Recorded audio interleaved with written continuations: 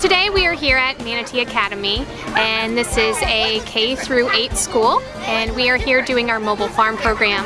The mobile farm program is one of our new programs that we're offering to all of our schools here in St. Lucie County, and it's where we bring all of our farm animals to the school. Some of our schools don't have the funds to actually physically come out to our 4-H farm, which is west of town, so instead we can bring those farm animals to the school, and more students at the school can benefit from our overall program. Instead of seeing 100 kids, we can see 400 kids in one day. We have small pots with some vegetables in it, and the kids learn about the things that grow on top of the ground and on the bottom of the ground. And then they come and see our animals, and they get to pet our animals, and they learn the purpose of having farm animals. Today we have Violet. She is our La Mancha goat, and then we also have Graham, who is our Florida Cracker sheep.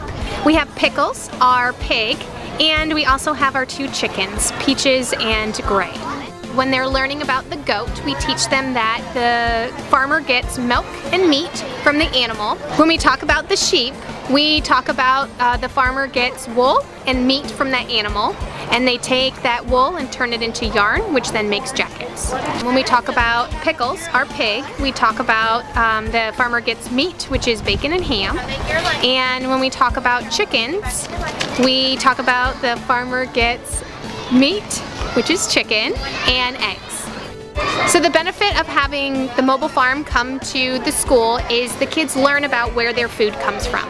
A lot of times kids do not recognize the animal in terms of the meat. They think that their food comes from Publix when there's actual farmer behind that animal raising them and producing the animal for them to eat.